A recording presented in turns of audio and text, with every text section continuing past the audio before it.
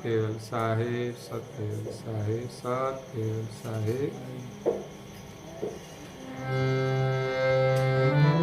હે પ્રત્યક્ષ પ્રભુ ગુરુ વચન સુપાવો,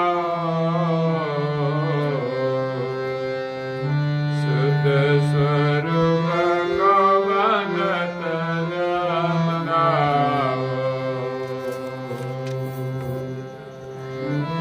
હે મોઈ શિષ્ય ઈશ તુમ સુગંધ સદાઈ, શરણાગત ગતિ મોઈ લપટાઈ.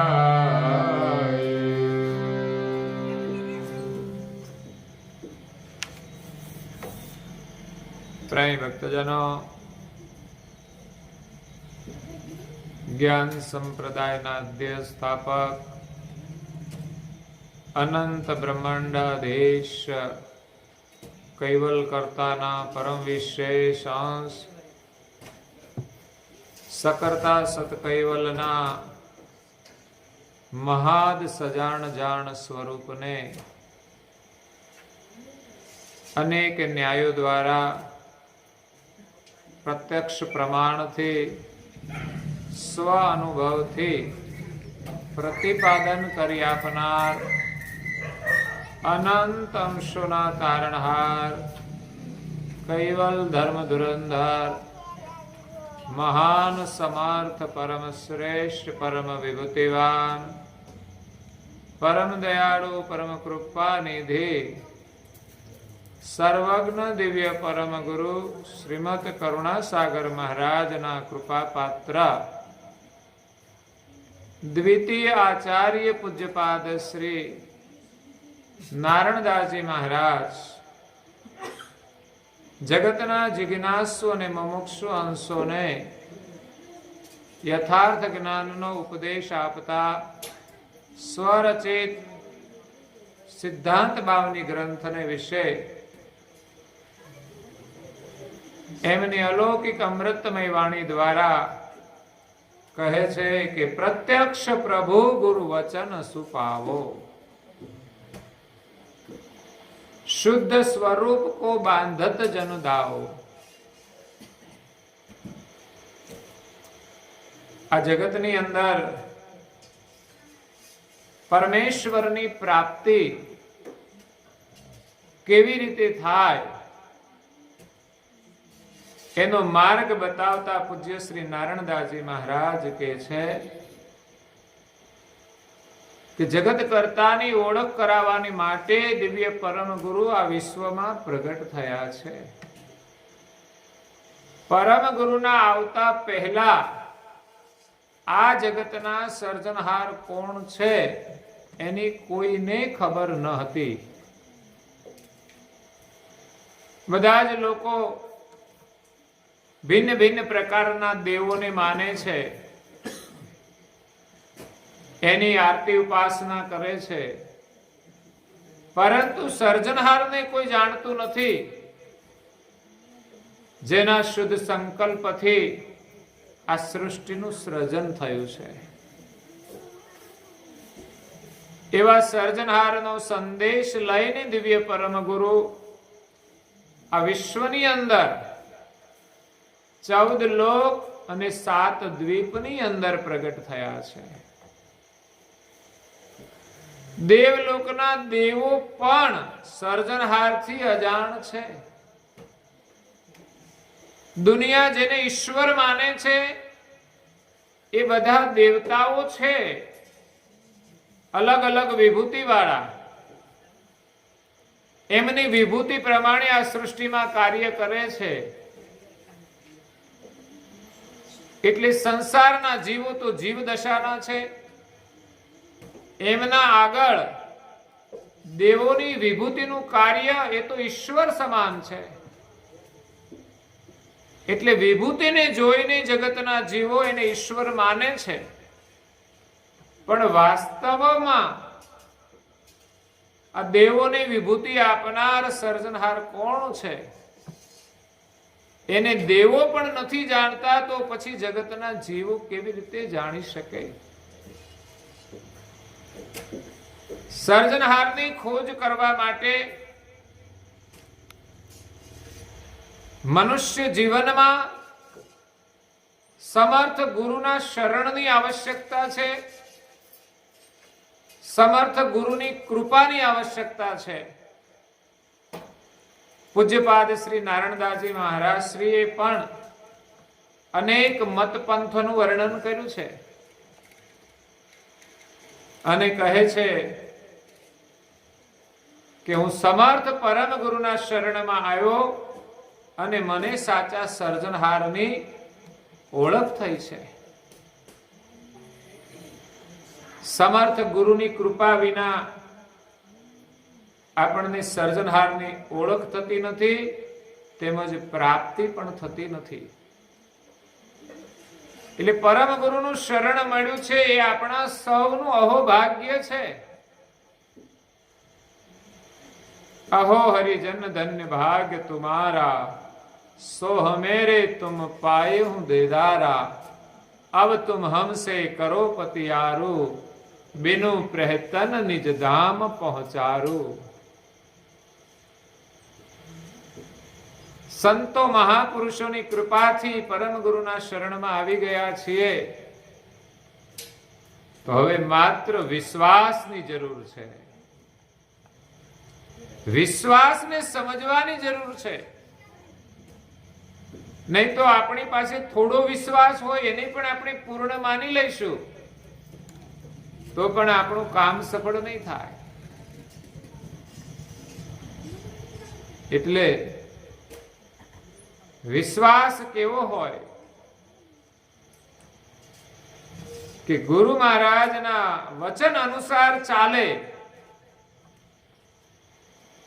એક ડગલું પણ એમના વચન વિરુદ્ધ ન ચાલે, એવો વિશ્વાસ હોવો જોઈએ.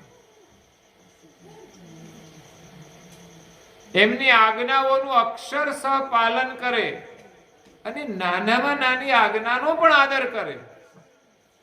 એવું નહીં કે આ તો સામાન્ય ક્રિયા કહેવાય. ઘણાને પરમ ગુરુની સેવા પૂજા પણ કર્મકાંડ લાગતી હોય છે. જ્યારે જ્ઞાન પ્રાપ્ત થઈ જાય પછી જ્ઞાનના મદમાં કદાચ ભક્તિની સેવા પૂજા એને અલ્પ દેખાય, પણ ખરેખર જ્ઞાન મળ્યા પછી સમર્થ પરમ ગુરુની સેવા પૂજા, એમની પ્રાર્થના એ આપણા માટે મહાન કાર્ય છે. એમની આજ્ઞા અનુસાર ભાલ તિલક કરવું એ પણ આપણો એક વિશ્વાસ છે. એટલે પરમ ગુરુમાં આપણો વિશ્વાસ થઈ જાય તો સર્જનહારની પ્રાપ્તિ કરવા માટે ગુરુના શરણમાં જવાની જરૂર છે. મતલબ મનુષ્ય જીવનમાં ગુરુ કરવાની આવશ્યકતા તો છે, પણ એ ગુરુ પાસેથી આપણને સર્જનહારનું લક્ષ્ય પ્રાપ્ત થાય. પરમ ગુરુ તો આ જગતમાં આવ્યા, સર્જનહારનું લક્ષ્ય લઈને આવ્યા અને આ જગતની અંદર સર્જનહારનું લક્ષ્ય આપીને ગયા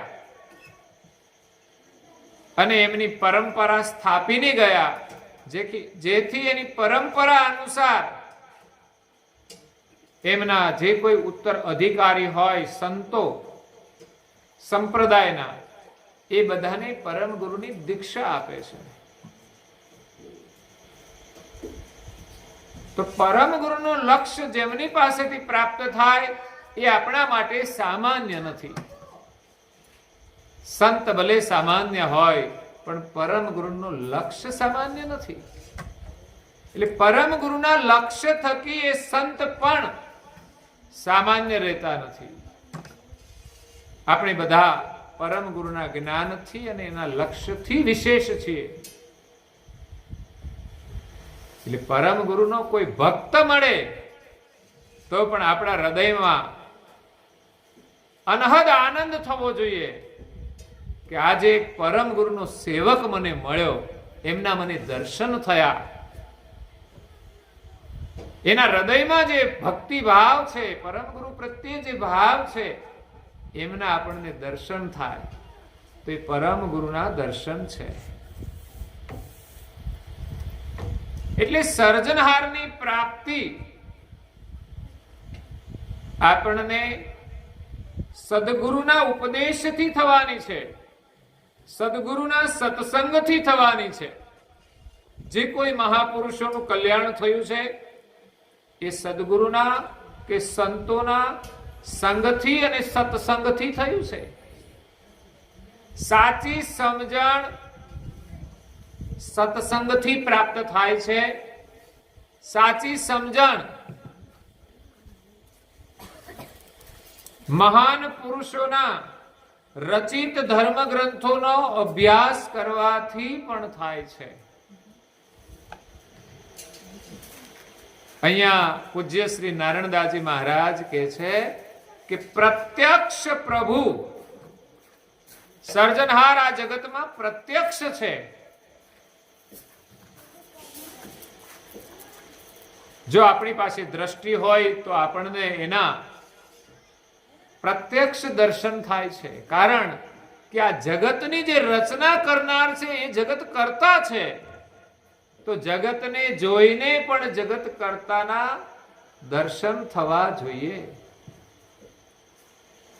જગતની રચના એ જગત કર્તાનું એક બાહ્ય દર્શન છે. રચનાને જોઈને રચયિતા યાદ આવવા જોઈએ. સર્જનહારે કેવી અદ્ભુત સૃષ્ટિની રચના કરી છે.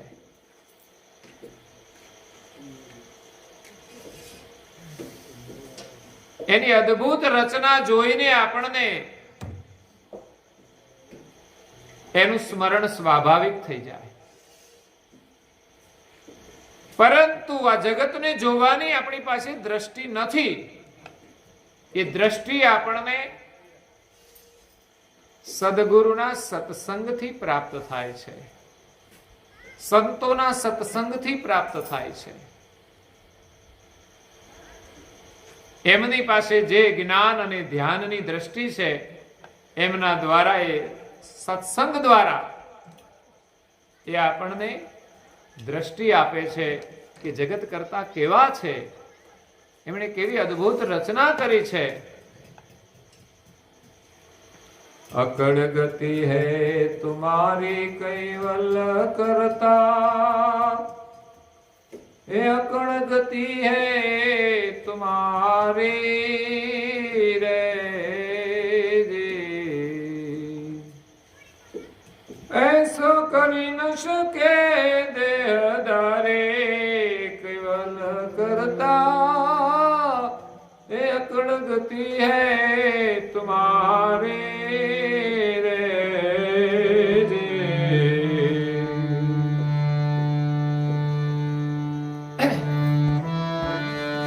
ये जन्म दिया पहला ये दूध जमाया,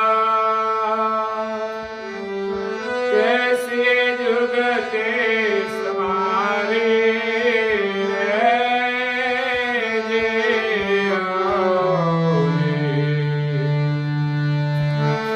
नवे मास तक रक्षायु की नवे मास तक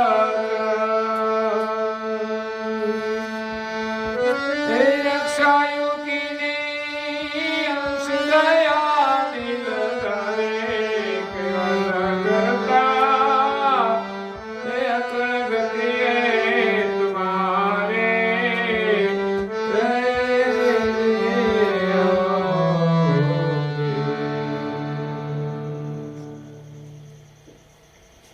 જગતની એક એક વસ્તુનું અવિલોકન આપણે જ્ઞાન દ્રષ્ટિએ કરીએ તો નિરંતર પ્રભુનું સુમિરન થશે. માનવ દાનવ કીટ પતંગ પ્રાણી પશુ પંખી સ્થાવર આ બધાનું અવલોકન કરીએ તો બધામાં આપણને સર્જનહારના દર્શન થશે. અકળ ગતિ હે તુમારી કૈવલ કરતા અકળ ગતિ હે તુમારી એસો કરી ન શકે સંસારી. આ જગતની અંદર બધા જ સંસારી છે. દેવલોકની અંદર દેવો બ્રહ્મા વિષ્ણુ મહાદેવ શક્તિ અને નિરંજન સુધી બધા સંસારી છે. એ આવી રચના કરી શકે નહીં. હા, સર્જનહારે એમને અધિકાર આપ્યો છે એ પ્રમાણે સંચાલન જરૂર કરી શકે, પણ આમાંથી એક પણ વસ્તુ નવીન બનાવી શકતા નથી. અહીંયા જે કોઈ પરચા ચમત્કાર આપે એ એમનું બનાવેલું નથી, પણ માલિકે વિભૂતિ આપી છે એટલે કાર્ય કરી શકે છે. જન્મ દિયા પેલા દૂધ જમાયા કેસી જુગતી સમારી. બાળકનો જન્મ થતા પહેલા એમના આહારની વ્યવસ્થા માતાના શરીરમાં જે કરી એ માલિકની એક અદ્ભુત રચના છે. એના સમયકાળ અનુસાર જ એ વ્યવસ્થા થતી હોય છે અને કુદરતી રીતે આપોઆપ એ બંધ થઈ જાય છે. જન્મ બાદ બાળકને અનુકૂળ આહાર એક માત્ર માતાનું દૂધ જ હોય છે. આ કુદરતી વ્યવસ્થા છે. અત્યારે તો કદાચ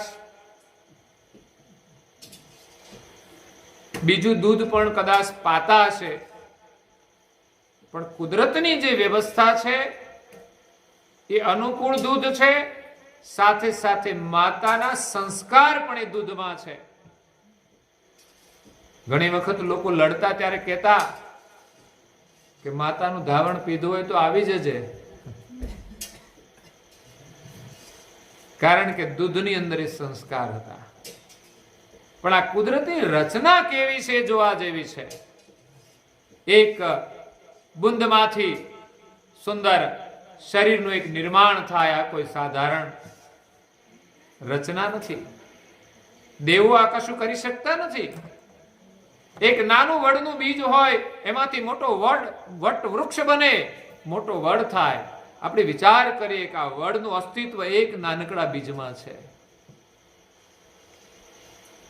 અહીંયા ઝાડવા વાવેલા છે, એની અંદર સવારે સુંદર ફૂલ ખીલે છે. કોણ ખીલાવે છે? ફૂલની અંદર સુગંધ સુંદર આવે છે. આ સુગંધ બનાવનાર કોણ હશે?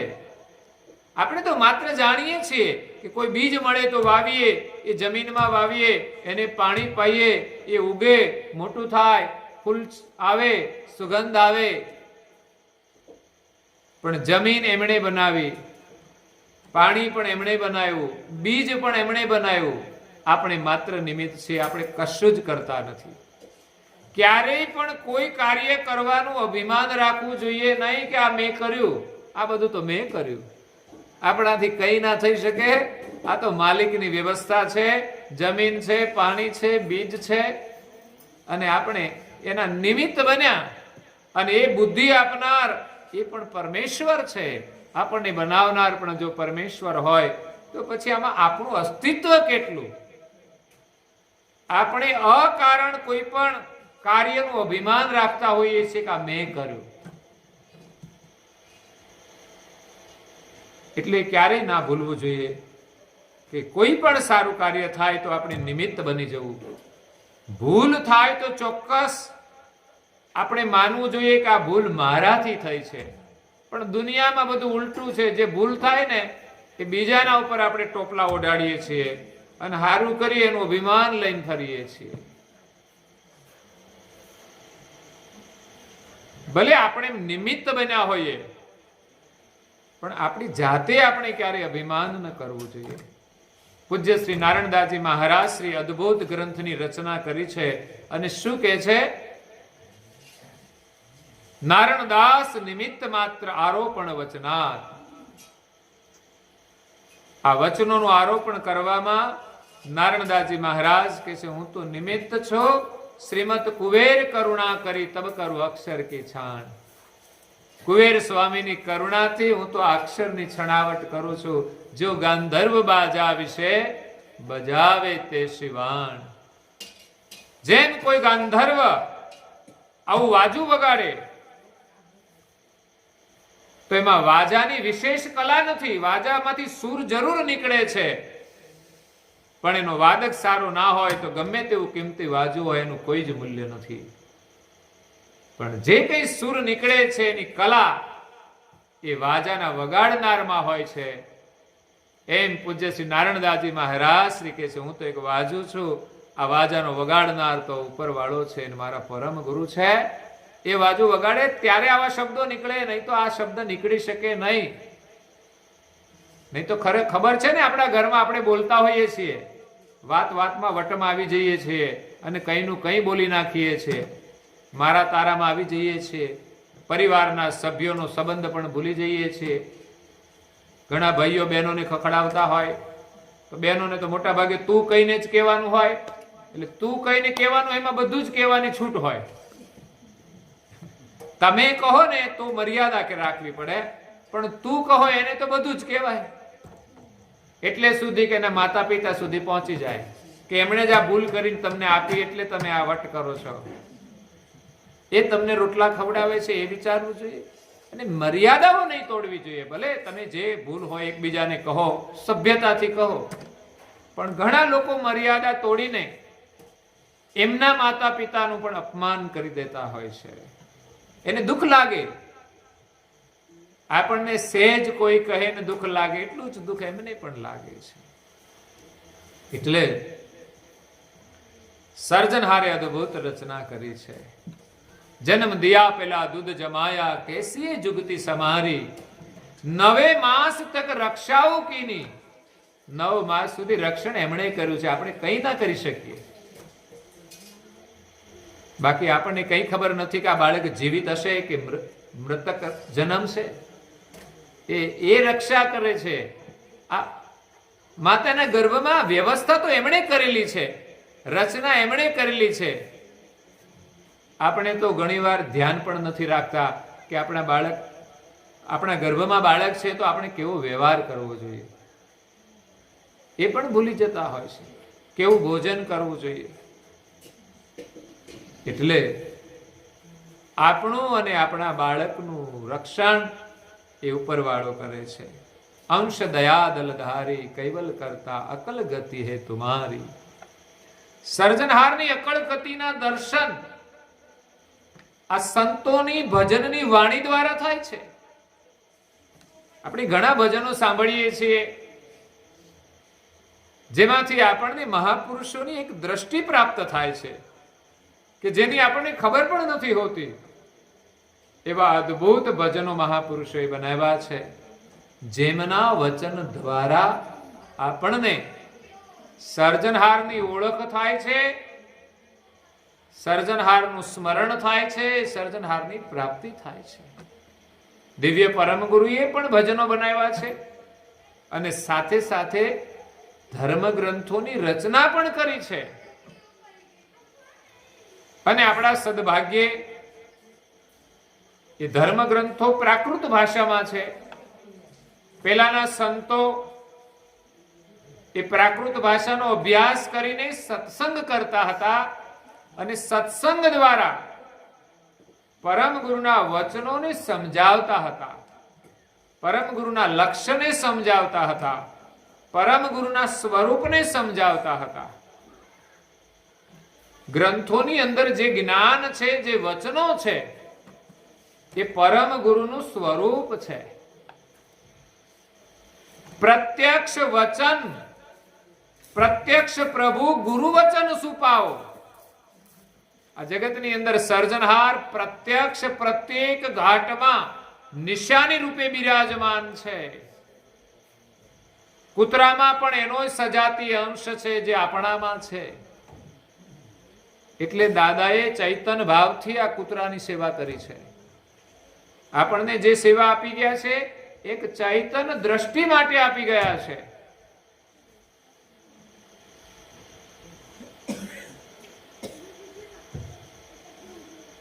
સંત એકનાથ એમ કહેવાય છે કે એમને ત્યાં એક મોટો પ્રસંગ હતો.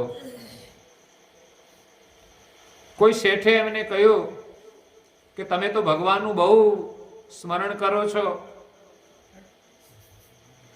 અને સાંભળ્યું છે કે તમને તો ભગવાન દર્શન આપે છે, તો કોઈક દિવસ મને તો તમારા ભગવાનના દર્શન કરાવો. ત્યારે ભક્ત એકનાથ કે છે કે તારે જો ભગવાનના દર્શન કરવા હોય તો એ મફતમાં ના થાય, એમના માટે તારે કંઈક કરવું પડે.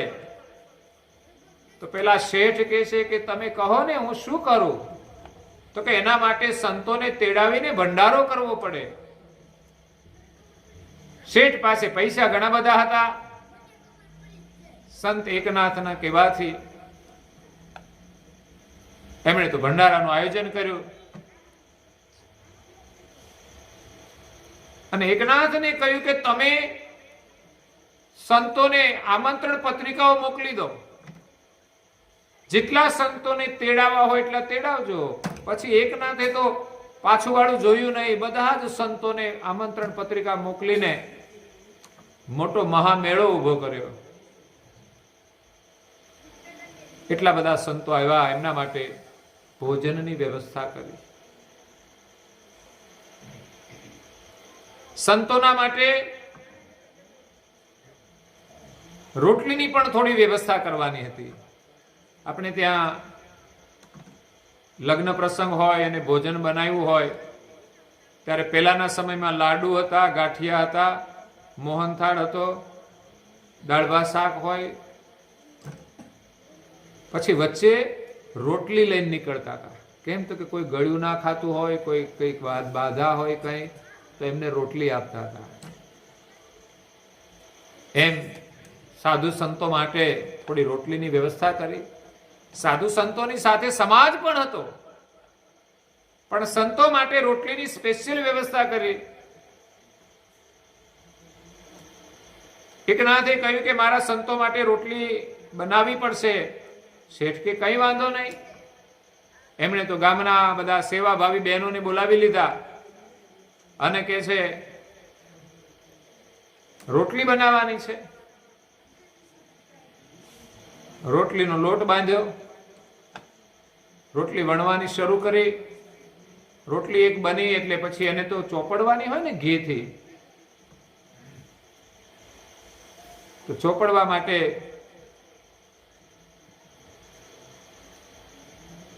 શેઠને કહ્યું કે ઘી, તો કે ઘી ત્યાં મૂકેલું જ છે, સાંજે લાવેલા છે. જોયું કબાટમાં તો ઘીની તપેલી જોવા મળે નહીં. કેમ? તો કે જે રસોડામાં બધા બનાવવા વાળા હતા એમને થયું કે આ શેઠ બહુ દિવસે આજે ઝપટમાં આવ્યા છે એટલે હવે બધું જ ઘી વાપરી નાખો, કશું રહેવા દેશો. એને ખબર નહીં કે આ સંતો માટે રાખ્યું હશે. એટલે ઘણીવાર રસોડામાં લોકો એવા હોય ને કે આ છે ને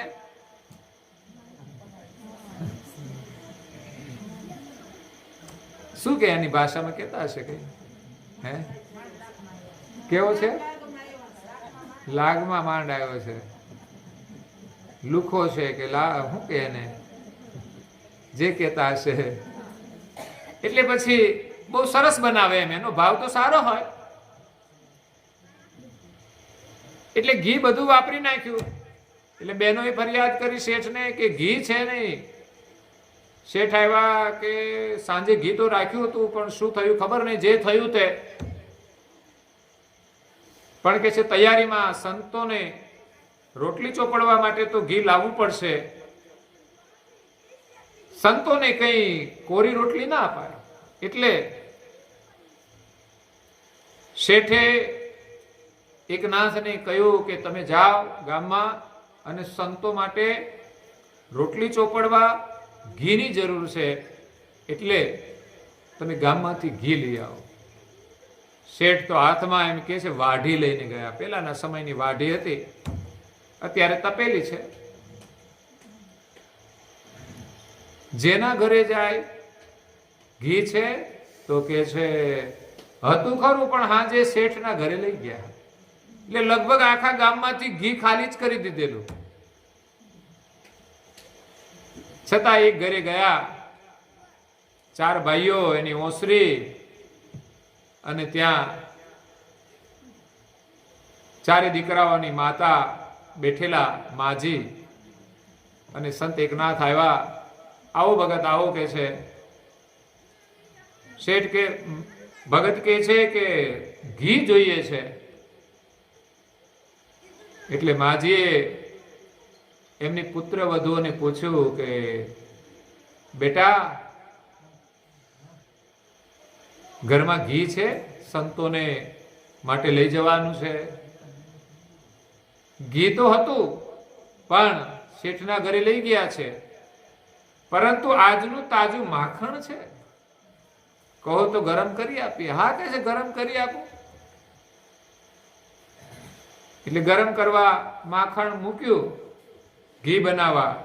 આ બાજુ માજીએ કહ્યું કે ભગત, તમે એકાદ ભજન સંભળાવો, જ્યાં સુધી માખણ ગરમ થાય ને ઘી બને ત્યાં સુધી હરિનું સ્મરણ કરો.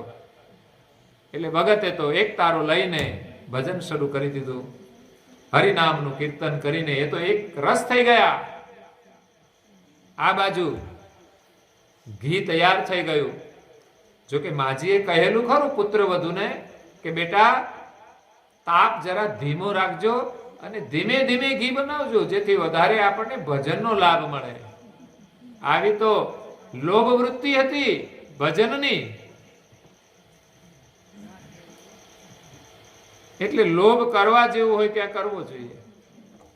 ધર્મ કાર્ય કરવું હોય એમાં લોભ નહીં કરવો જોઈએ. લગ્નની અંદર પૈસા ઉડાડવાના હોય તો જરા સંકોચ રાખવો જોઈએ, કંટ્રોલ રાખવો જોઈએ. પણ જ્યારે ધર્મનું કાર્ય થતું હોય ત્યારે ઉદારતા રાખવી જોઈએ. અહીં ભજનમાં આવ્યા હોય પછી ઉતાવળ નહીં કરવાની. આ સમય બધો કલ્યાણ માટે છે. અહીંયા જેટલો વધુ સમય આપી શકાય એટલો આપવાનો. અને એ સિવાય રસ્તામાં કોઈ મળી જાય ને વાતો કરે ને કે અમારે કામ છે, ચાલો જલ્દી નીકળીએ, એમાં જલ્દી ઉપડાય. નહીં તો લોકો મંદિરમાંથી જલ્દી જતા રહે અને રસ્તામાં કેટલાય વોલ્ટ કરતા જાય. ઠીક છે બધું. આ બાજુ ઘી તૈયાર થયું અને શેઠ ઘીની વાડી લઈને આવે છે. આ બાજુ પરમેશ્વરનું આરાધન કર્યું, ભજન કર્યું. એટલે પરમેશ્વર, એમના ઈષ્ટદેવ અહીંયા આવી ગયા કે આજે મારું ભજન કરે છે અને મારા માટે પ્રસાદ બનાવ્યો છે, એટલે મારે લેવા જવું પડશે. આ બાજુ બેને તો ઘી તૈયાર થઈને આવવાનું હતું, ત્યાં તો 40-50 રોટલીનો થપ્પો લગાડી દીધો. અને પરમેશ્વર આ બાજુ એક ડાઘા જેવો કાળિયો કૂતરો એ સીધો રસોડામાં જતો રહ્યો, કોઈની નજર ન પડે. રસોડામાં પ્રવેશ કરતા ગંગાબેન ને જમનાબેન ને બધા વાતવે વળગી ગયેલા. વાતો કરતા કરતા રોટલી બનાવે, નજર નહીં થપ્પા બાજુ. અને આ કાળિયા કૂતરા એક દાઢ નીચે ને એક ઉપર, 40નો થપ્પો હતો ને, 39 ઉપાડી, એક રાખી ભગત માટે.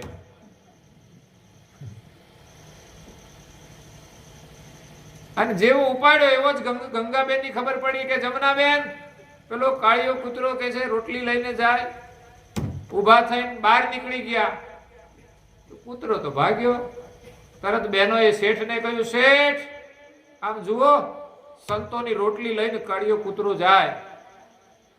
શેઠ ઉભા હતા. આવા પિલર પાસે એક દંડો પડેલો સીધો હાથમાં લીધો અને ડેલીએ જતા જતા તો 1-2 વળગાડી દીધા, પણ રોટલી ના મૂકી. કેમ? તો કે આ તો મારા માટે છે, પેલો પ્રસાદ મારા માટે છે. એ તો લઈને બજારે નીકળ્યા. આ બાજુથી સંત એકનાથ ઘીની વાડી લઈને નીકળ્યા અને એ કાળિયાના કૂતરાના રૂપમાં એમના ઈષ્ટદેવ અહીંયા આવેલા. એને જોઈને સંત એકનાથ ઓળખી જાય છે. વિચાર કરો કે આજ મારા પરમેશ્વર છે. અને કહે છે કે આવી કોરી રોટલી તમારાથી ગળે નહીં ઉતરે, એમ કે છે ઘીની વાડી હતી ને એમાંથી ઘીની ઝાલક નાખીને રોટલી પલાળી દીધી.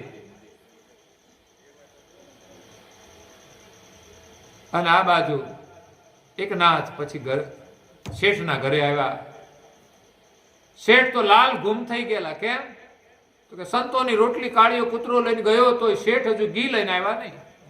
અને જેવા ડેલીની અંદર પ્રવેશ કર્યો અને પેલા શેઠ કે છે, ભગત સાંભળજો, જ્યાં સુધી તમારો ઠાકર અહીંયા દર્શન નહીં આપે ત્યાં સુધી સંતોની પંગત નહીં પડે.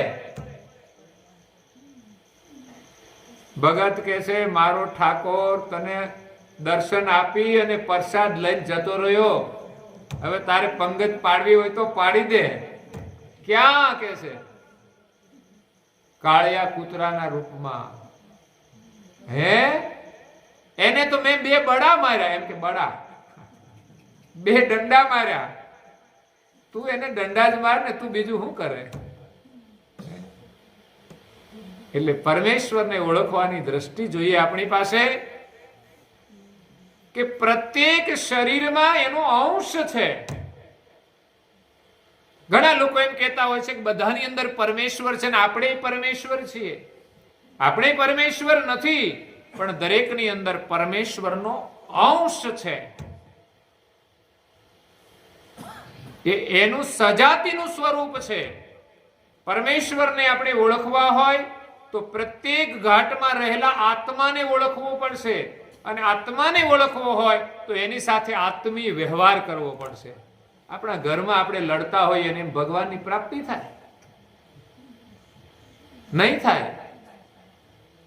કારણ કે આ જગતમાં જેટલા અંશો છે એ બધાની સાથે આપણે આત્મીય ભાવ જોડવો પડશે, આત્મીય વ્યવહાર કરવો પડશે, આત્મદ્રષ્ટિથી જોવું પડશે. કોઈના શરીરને જોવાનું નથી, એની અંદર રહેલો આત્મા જોવાનો છે.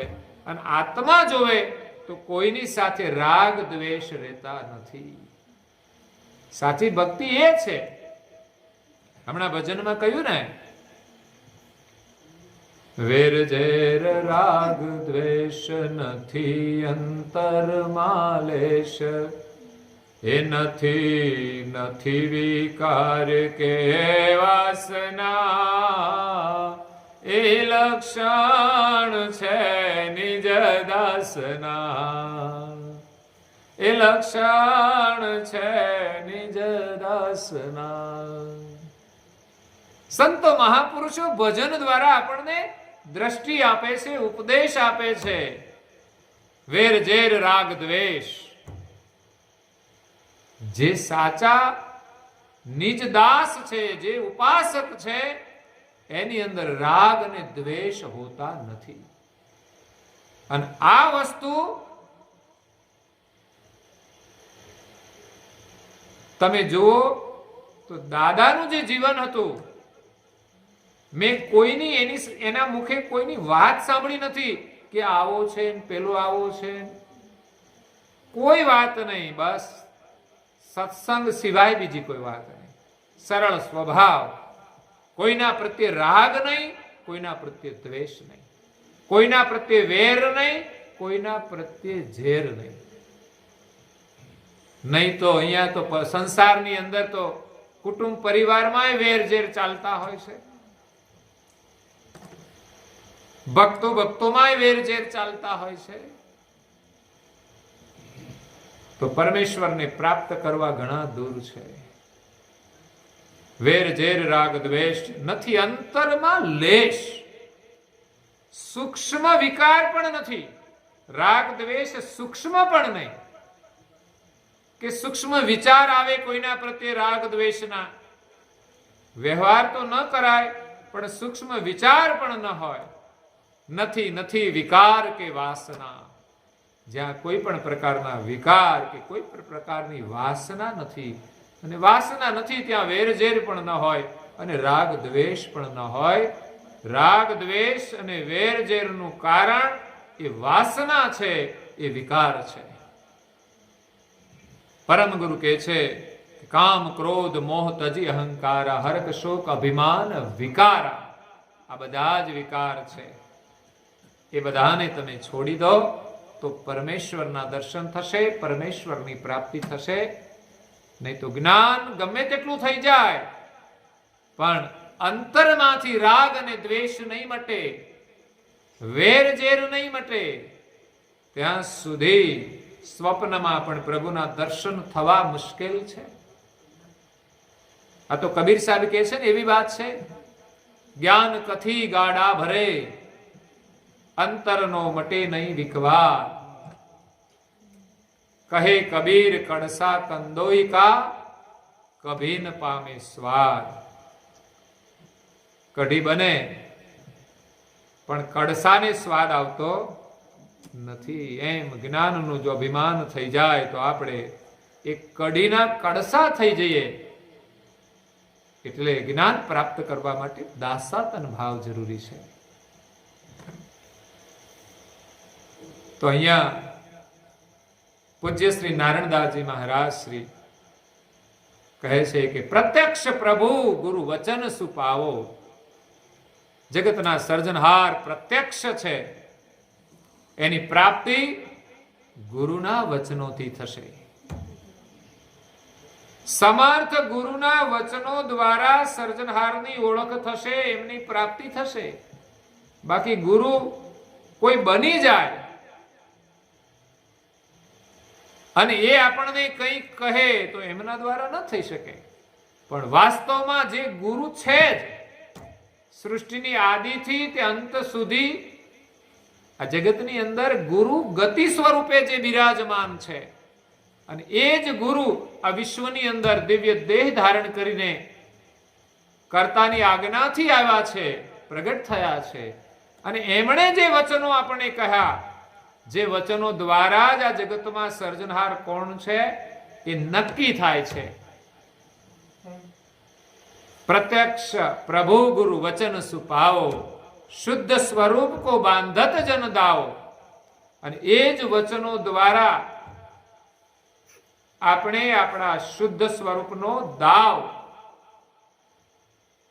પામી શકીએ છીએ, શુદ્ધ સ્વરૂપને ઓળખી શકીએ છીએ. એનો આપણે દાવો કરી શકીએ કે આપણું સ્વરૂપ કેવું છે. બાકી તો લોકો દેખાદેખી બધું કરે છે. કોઈએ કહ્યું ને આપણે માની લીધું, એવી રીતે આપણે માનીએ છીએ.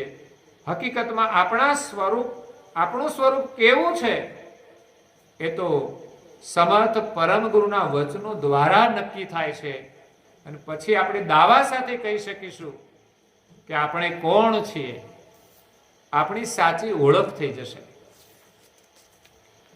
એટલે પરમ ગુરુના જે વચનો છે પરમ ગુરુનું સ્વરૂપ છે. એટલે હંમેશા પરમ ગુરુના વચનોનો અભ્યાસ કરો. હું તો તમારી વાત ઘણી જગ્યાએ સત્સંગમાં કહેતો હોઉં છું કે તમે અરજણસુખ ગામમાં જશો, ત્યાં બહેનો પણ ધર્મગ્રંથોનો અભ્યાસ કરે છે. 365 દિવસ. મેં કહ્યું આપણા સૌના માટે ગૌરવની વાત છે, પ્રેરણા લેવા જેવી વાત છે. અને બધાને હું તો નિવેદન પણ કરું છું કે ખરેખર હવે સંપ્રદાયની અંદર, અનુયાયીઓની અંદર જાગરણની જરૂર છે. આપણે સંપ્રદાયના અનુયાયી છીએ, પરમ ગુરુના અનુયાયી છીએ, પણ આપણામાં જાગરણની જરૂર છે. અને જાગરણ જ્ઞાન દ્વારા થાય છે. લોકોને ધર્મગ્રંથોના અભ્યાસથી જાગૃત કરવાની જરૂર છે. ઘણા લોકોની સમજણ નહોતી, કોઈ અન્ય સંપ્રદાયમાં પણ હતા,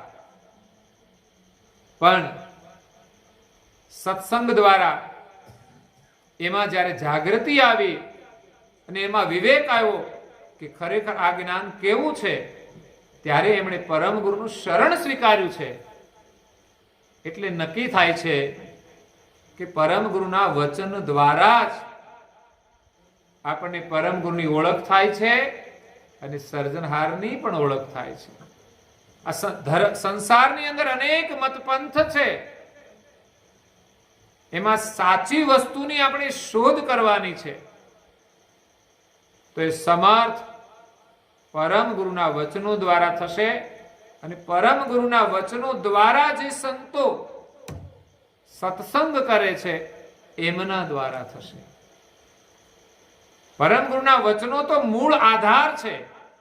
સંતો જે સત્સંગ કરે એ પરમ ગુરુના વચન આધાર થઈ શકતો જ નથી. એટલે મૂળ વસ્તુ તો પરમ ગુરુની જ છે. એટલે ખરેખર ધર્મ ગ્રંથોનો અભ્યાસ કરવાની અને અભ્યાસ કરવાની જાગૃતિની પણ જરૂર છે. એટલે હું તો બધાને નિવેદન કરતો હોઉં છું કે ખરેખર હવે ધર્મ ગ્રંથોનો અભ્યાસ કરવાની જરૂર છે. કદાચ આવું સ્થાન હોય ગામની અંદર 5, 10, 25 ઘર હોય તો આપણે એટલા લોકો ભેગા થઈને પણ કરી શકીએ, અને ન હોય તો મેં કહ્યું કે દરેક ઘરમાં જેટલા સભ્યો છે એ મળીને એક વ્યક્તિ ગ્રંથ વાંચે અને બીજા બધા સાંભળે, અને એ પણ વધુ સમય ન કરી શકો તો માત્ર 15 જ મિનિટ કરજો. 15 મિનિટ રોજ વાંચન